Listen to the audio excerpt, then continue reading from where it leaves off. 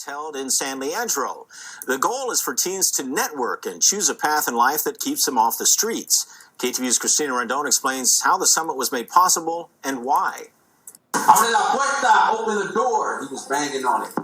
Teenagers. Mora's is one that began with a rough childhood and obstacles as a teen. What I went through, a lot of them are still going through it. But the purpose of his speech is to empower youth on making a transition to a better life. How did I make that change? Why did I make that change? Who was there to help me make that change? He's the guest speaker at this youth summit inside San Leandro's Reach Ashland Youth Center. It's made possible by a $500,000 state grant aimed at gang reduction, intervention, and prevention, featuring workshops on social media, labels, healthy relationships, and careers. Young people get the chance to get networked with adults and organizations that are able to support them in their demise and success. There are more than 100 kids here, ranging from at-risk youth in juvenile hall to some that are headed off to college. It really shows us that somebody actually cares about us. 18-year-old Khalil Robertson is a future freshman at Chabot College next year. Reach played a big part in, my turnaround. Because honestly, without Reach, I don't know what I would be doing on a day-to-day basis, honestly.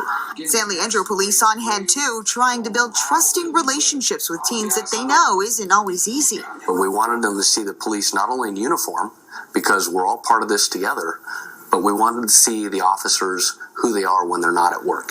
Mora's final message is one of encouragement. Find somebody to motivate you and keep at it. And you don't have to know all the answers, but as long as you know just a little bit and want to change, there's people out here who want to help. In San Leandro, Christina Rendon, KTVU, Fox 2 News.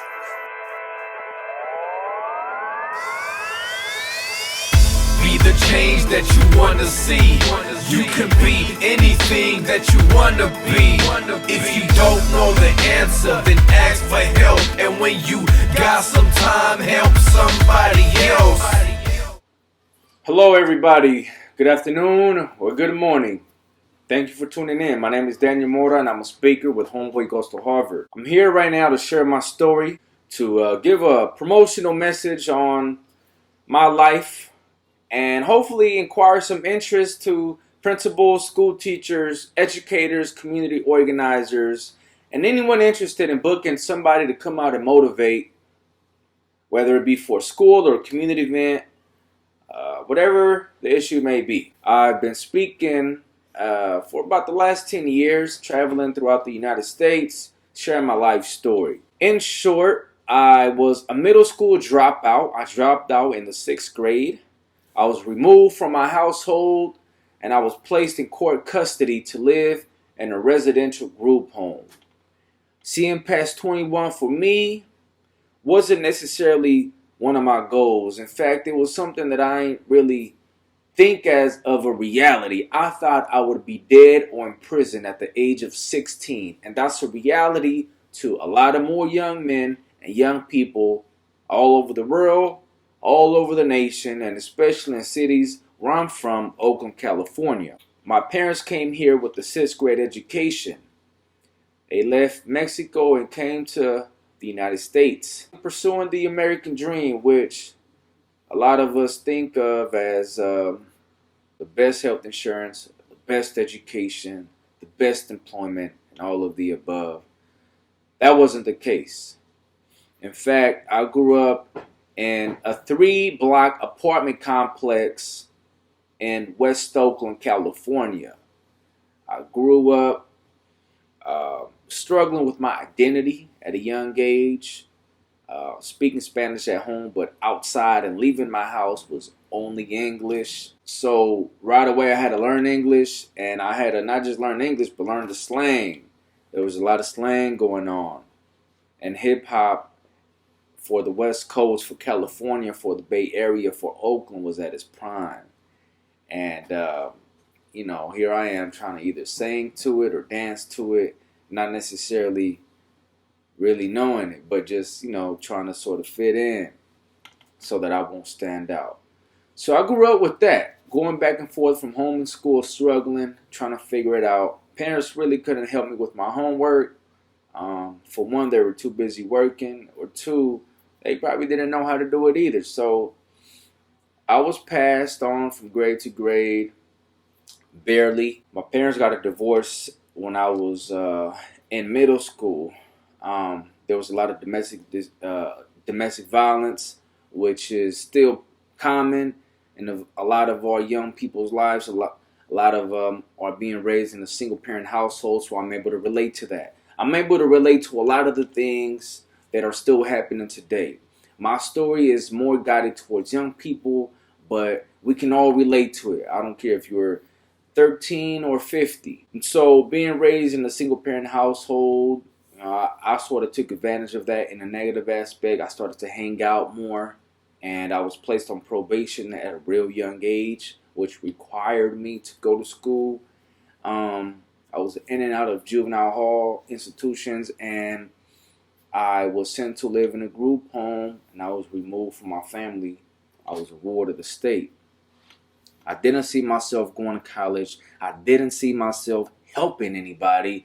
I didn't see myself as a family man with children who got married and provides for his family and making a decent and legit income. I just sort of see myself getting by working if I got older, and that's it. So my change happened through a mentoring program, and if you're not already involved in a program or in some type of like community support group, I suggest you do it, because it's not just about helping and bettering yourself, but it's about surrounding yourself and helping others while you're going through this journey of life.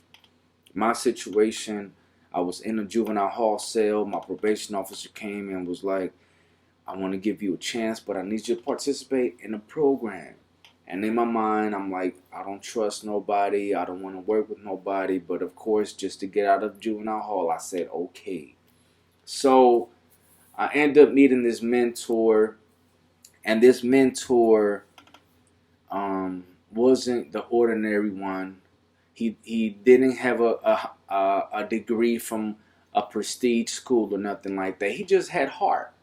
And he wanted to help people. And what I realize now that was a really good thing to do is what's called collaboration. So when you invite me to come and speak at your school or at your community event, it's not about me taking over, or it's not about you not being able to reach out to people. It's just about collaborating. And that's what the probation department did with the mentor who helped me change my entire life. I really feel had it not been for this mentor, I would have been in prison or dead. This mentor resembled me as a 30-year-old man. He was another brown Latino man just like me. And I didn't see myself, as I mentioned, living past 21. So when I seen him, I'm like, wow. I was just like, I was a little, didn't really know how to look at the situation. Because I'm like, well, aren't you from my neighborhood? And aren't you, who I know I've heard of, because I've heard his name in the neighborhood before. And so he was like, you know what, yes, I am from the neighborhood, and yes, I have done this and that, but now I want to help other people not live through what I lived through. And he was just a real person. And it was a lot of teachers trying to help me, a lot of principals, a lot of community members. But I'm like, you guys never really went through what I went through, so you can't really talk to me because you won't understand me. And so when I was working with this mentor, he became sort of like a father figure or an uncle, or just a man who I respected a lot. And so I was able to change my life little by little. I re-enrolled in school. I got I got a job, my first job. I graduated high school. I ended up going to a community college, and then I transferred, and I got a college degree from the University of California, Berkeley, in ethnic studies. As I was changing, those around me were changing. So some friends I had to say bye to, but some friends wanted to change too. So I was able to help them with just, a referral here or there, and I knew people here and there, and I was networking, and so when you change, you're able to help others as well. And that was my intention. Was when I changed, it wasn't just about me, but I wanted to help my surroundings, my community. So throughout this time, I would travel a lot. So I've traveled to many states in the country. In fact, I've been to Russia, I've been to Chiapas in Mexico, and I still have plans to hopefully one day go to Africa and Australia and share my life story and able to connect with other people regardless of their age, whether 13 or 50, whether institutionalized or not, and enforce some principles of change, and enforce them through my motivational presentation. What I cover in my presentation, first and foremost, I like to be relevant. So whenever someone calls me and is interested in booking me, I like to find out about the community, find out about the needs, find out how can my story be as relevant as possible to fit whatever the need is. I do gang prevention and intervention. So not necessarily just saying no, but how can you live within that community?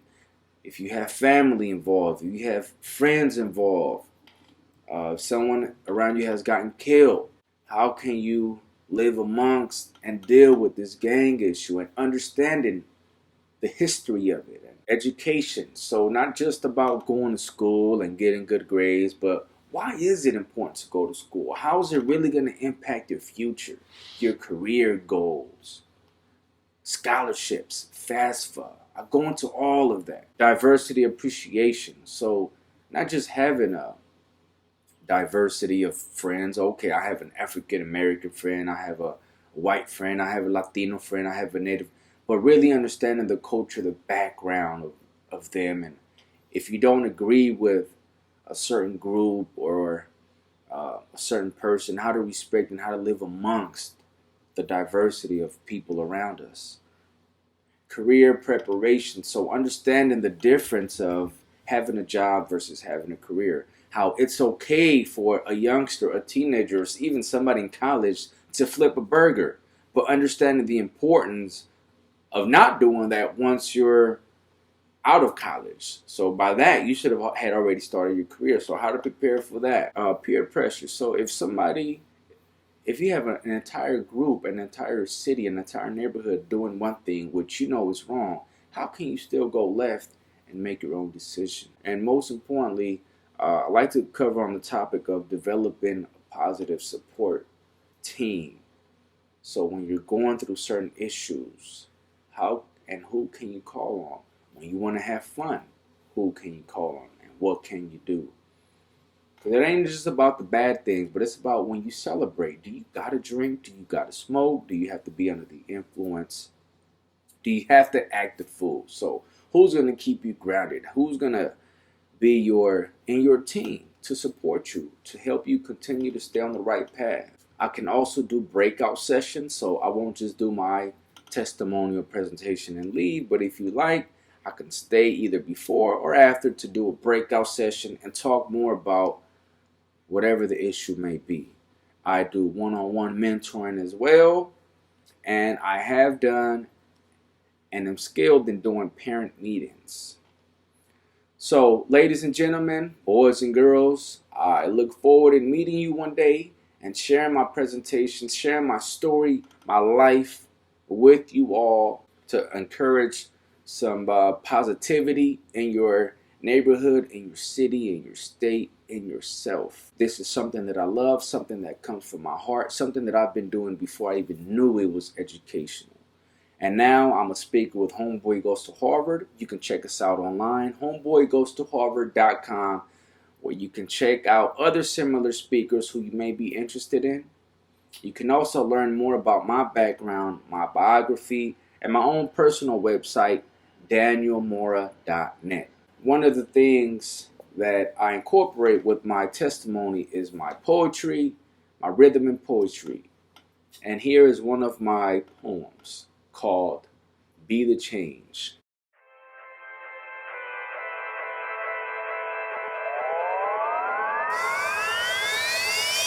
Be the change that you wanna see. You can be anything that you wanna be. If you don't know the answer, then ask for help. And when you got some time, help somebody else. Be the change that you wanna see. You can be anything that you wanna be. If you don't know the answer, then ask for help. Read a book, feed your mind, and educate yourself. I remember growing up, life was hard. I thought it was all about having money and cars, with my friends feeling untouchable.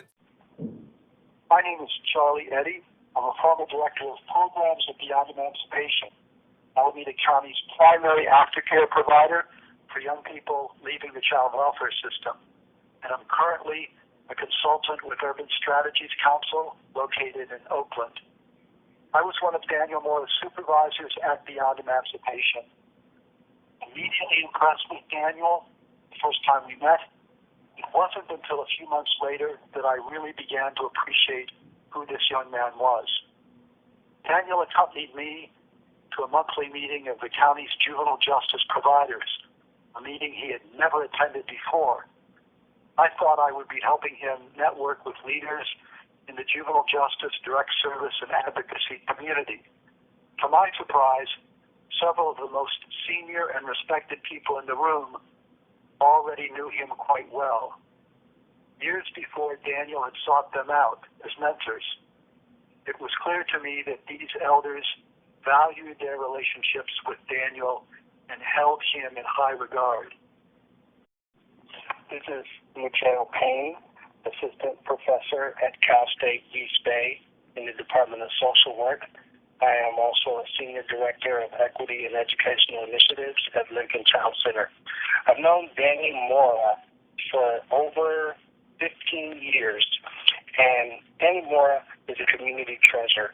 His involvement and engagement in the community since he was a teen has been something where he advocates for the community and for Black and brown people at large, particularly young people, to have the type of opportunities that will allow them to be successful in life and in the community.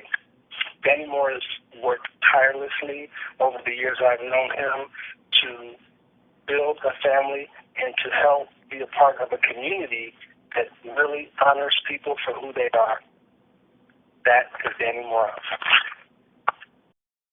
My name is Dr. Arnold Chavez, and I work with Alameda County Public Health Department, Fatherhood, and Male Initiative. My first time I met Daniel was by phone. Daniel called me and asked me for a scholarship to attend college. I am one of the founders of the Hispanic Community Fair Council, and for 30 years have been giving scholarships to Latinos in Alameda County. I informed Daniel that the deadline was the next day for turning in the applications. The next day I had his application on my desk. I knew at that time this young man was persistent. Daniel received a scholarship because of two criteria: low family income and high GPA. Over the years, Daniel kept me informed of his adventures at the university and in the community. After graduation, Daniel was employed at a few CBOs working with young men and women in Oakland.